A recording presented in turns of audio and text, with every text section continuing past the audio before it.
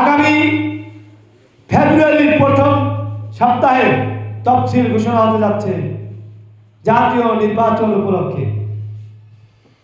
এই নির্বাচনে জামায়াত ইসলামী নামে একটি সংগঠন, অনেক পুরনো সংগঠন, আমরা তাদেরকে গণতন্ত্রের আন্দোলনের সাথে পেয়েছি।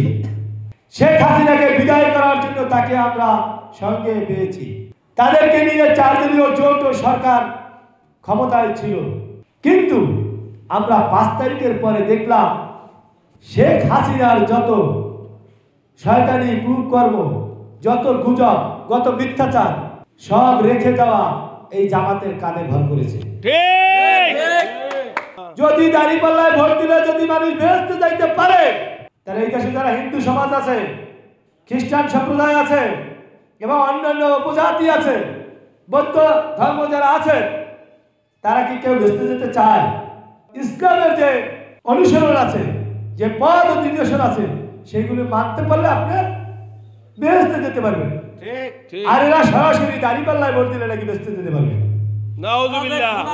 এই সমস্ত মিথ্যাচার জামাতের কাছ থেকে আমরা আশা করি না।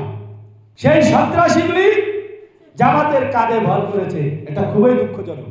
আমরা আপনাকে রাজনৈতিক প্রতিপক্ষ মনে করি, কিন্তু প্রতিহিংসা মনে করি না।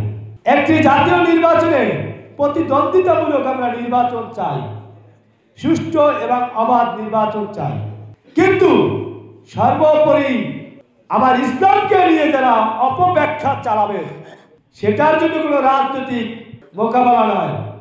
আমরা মুসলমান, আমরা বাংলাদেশের মুসলমান, ঐক্যবদ্ধভাবে যারা ইসলামের বিপক্ষের কথা বলবে তাদের বিরুদ্ধে আমরা সোচ্চার আছি এবং কঠিন থেকে কঠিন প্রতিবাদ ঘটাবো।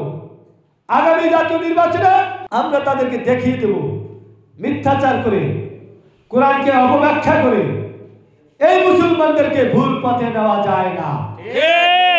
ইবলিস শয়তান, আজাদিল শয়তান, তারা কিন্তু অনেক চেষ্টা করেছিল মানুষকে ভুল পথে অনুসরণ করার জন্য। পেরেছে? না, পারে নাই।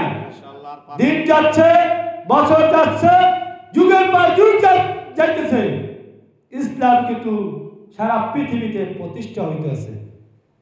সেই ইসলামিক দল আপনারা একটি কোরআনকে কত ভাবে ব্যাখ্যা দেন, এক একজন আলেম এক এক রকমের ব্যাখ্যা দেন।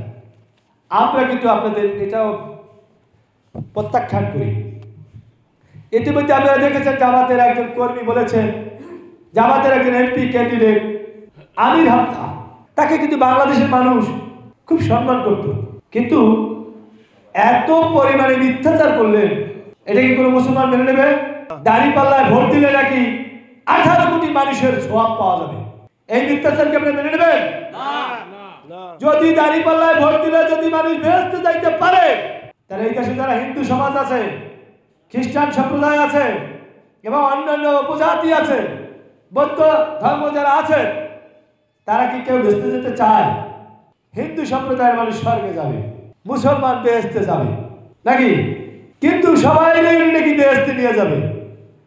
তাহলে আমার ধর্মে যারা বেধর্মী আছে, তাদের কি বেহেশতে যেতে হলে আল্লাহ এবং রাসূলের প্রতি সর্বোচ্চ ঈমান আনতে হবে, কালেমা পাঠ করতে হবে, নামাজ আদায় করতে হবে এবং ইসলামের যে অনুসরণ আছে, যে পথ ও নির্দেশন আছে, সেগুলো মানতে পারলে আপনি বেহেশতে যেতে পারবেন।